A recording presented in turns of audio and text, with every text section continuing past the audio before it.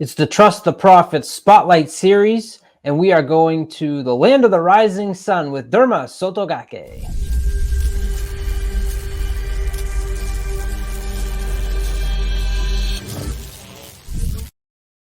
What is up, everybody? My name is Colin Sheehan, joined by the one and only El Hombre, as we do a spotlight series on all of the contenders for the 2023 Kentucky Derby and the Run for the Roses. And now we have an interesting video here as we look at DERMA SOTOGAKE. Rolls off my tongue sometimes I mess it up, but Very he is well the done.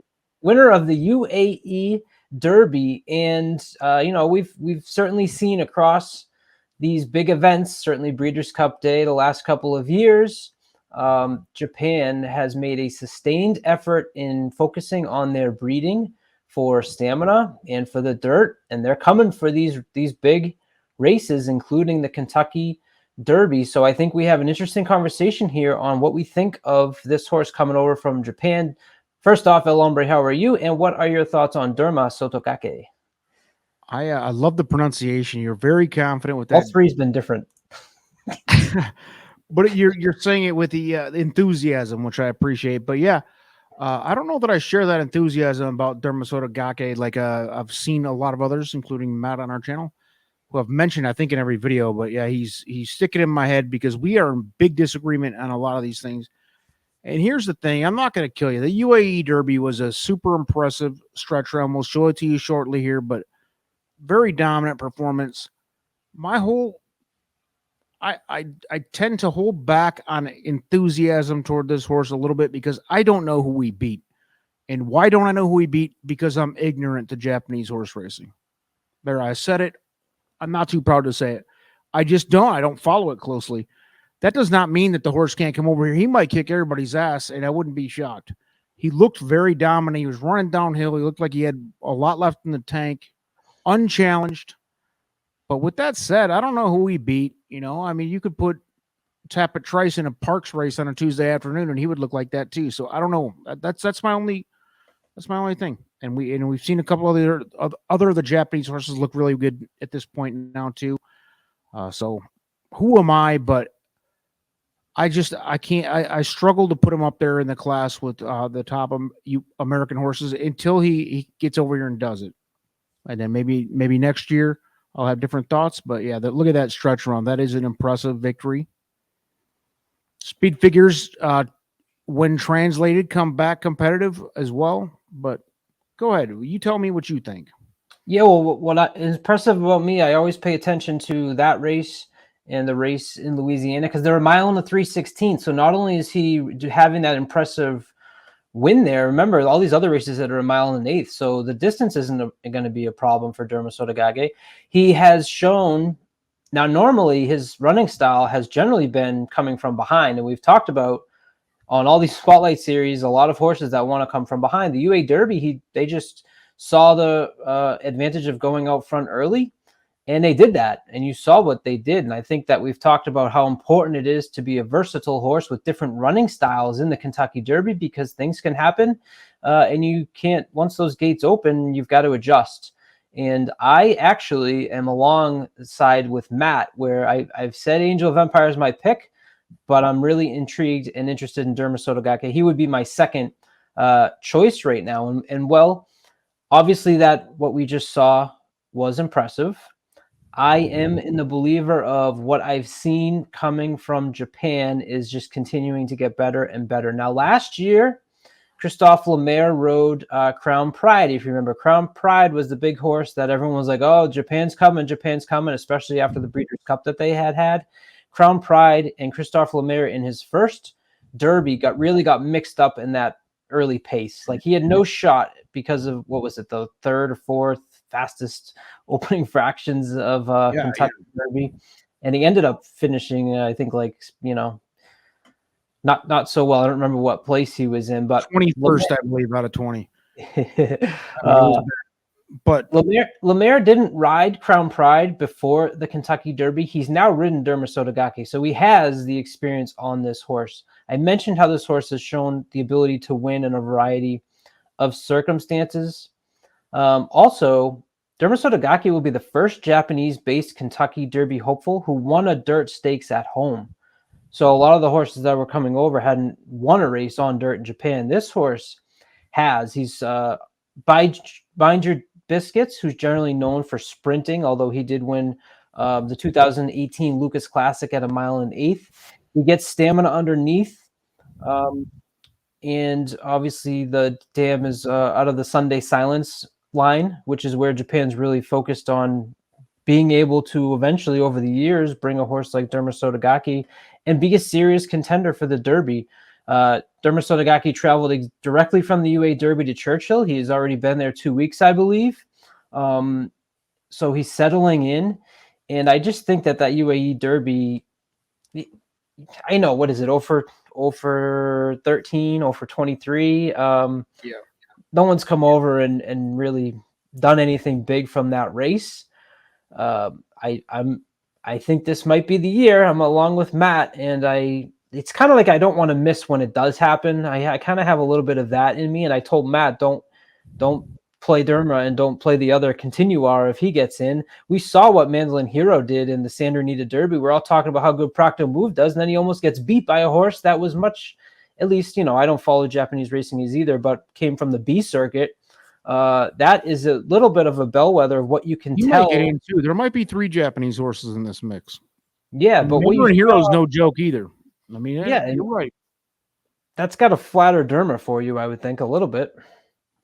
Yeah, I'm not against him. I mean, I'm actually rooting for it. I would like to see him win. I think it'd be a great story.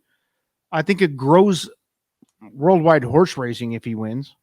So I'm all for it. I'm not against him. I wouldn't be surprised if he won. Until I see it, I mean, you see it a lot with American horses going to the UAE Derby or the Saudi Cup or a lot of these races. Some horses don't travel well, or they don't take to the surface or whatever. It is different. It's a different hemisphere. I mean, it's a different world. So, I mean, I'm not taking anything away from this horse. It's nothing personal. I think I said that in another video. It's nothing personal with this horse. It's just like until I see it happen, and he might be the one to break through and do it. I'm not even disagreeing. I just hardly asked here too. I mean, two whips, hand ride, and just look at the lead extending. It's very impressive. But again, who was second? I don't even know. That could have been a Parks claimer for all I know. That was Duro Arati. That was Matt Sanchez' other big pick on that race. Playing devil's advocate. But I mean, I don't know. I think this is the biggest mystery on the board, and you can take that and go either way with it. I mean, again, with the balance in the field this year, you're going to get a price on them, even if it's 6 to 1. I don't know. A lot of these horses are going to be in that 5 to 8 to, or between 5 and 10 to 1. A lot of great horses that have a real shot of winning this thing are going to be 5 to 10 to 1. I think Derma SOTOGAKE is right in the middle of those, between second and fourth choice. I mean, hey, I can't kill you for betting him. I also can't. I'm not betting him. I mean, and maybe I'll be apologizing a couple weeks from now, but I don't know. And when I don't know, he's the biggest unknown for me, and it's my ignorance on Japanese racing. I won't pretend to know something that I don't know, but I will say this: I think if he wins it, it's good for the sport overall. So I think our brain waves and the way we're looking at this is very mainstream. Like you said, I think he's going to take money. He's going to take money because a lot of people are probably thinking the exact same way that I am, which is Japan's been really, bringing a lot more talent. This horse really looked impressive in the UAE Derby. Maybe there's that thought process of they're finally going to get it done. I think that's one way people are looking at it. And then the way that you're looking at it is exactly how the other way that the opposite of that is what I'm trying to say. Yeah, and I get both. I get both. I really they're do. 0 for 23, and I'm not gonna let them beat me is kind of the mentality that you take, and I'm kind of like, well, I don't want to miss the wedding, as they say. Yeah, and I get both. I get both angles, and I think the betting public's going to decide, how much we believe in this horse, and out of the We've done several of the 2-minute drills, the hot seat with the quick questions and, rapid fire questions. And more people that I've talked to like him than don't. So, I mean, and I'm talking about industry professional people. So this is not Joe Blow in the corner talking about this horse might do something. These are people who are in the industry, understand the sport much more than I do, and they're with him. So I definitely am not going to kill you for betting this horse or supporting him, whatever you want to do. I get it. Go ahead. I think the timing may also play into a little bit, because you want to think about DERMA SOTOGAKE won on March 25th, and on March 25th, it was really like, who's out there that's going to challenge Forte, right? Because at that point, we hadn't seen the Florida Derby yet, so it was really just we saw Forte blow away the fountain. Pretty invincible before that. I think the mindset when we saw the UAE Derby was like, oh, there's a horse that can finally hang with Forte, right? Well, then Forte goes into the Florida Derby. We've talked about what that performance looked like. You could see it either way. But we also saw Tapit Trice. We also saw Angel of Empire, all after we saw this UAE Derby. And, it's a little bit of a question of, is that impression that you first had when you saw the UAE Derby, because at that moment you didn't think anybody could hang with Forte, is that stuck in your head? And you got to remember that after you saw that, we saw some horses that I think we now feel that the field is much more wide open than we did prior to March 25th. Good old recency bias, which I'm sure is going to catch a lot of people off guard with whoever wins the Lexington that's coming up tomorrow on this April 14th on a Friday night that we're recording this. Lexington is happening tomorrow, and whoever wins that is sure to take some money as the Kentucky Derby comes through. Like last year, it was Tawny Port, I believe. And, a lot of people just hung on to that last winner because of recency bias. And, yeah, you're right. I mean, this race, DERMA SOTOGAKE did his damage 3 or 4 weeks ago at this point. So, yeah. I mean, to me, my big take on this is we haven't seen him race against any of the other, what I would call legit contenders. The other Japanese horses, sure.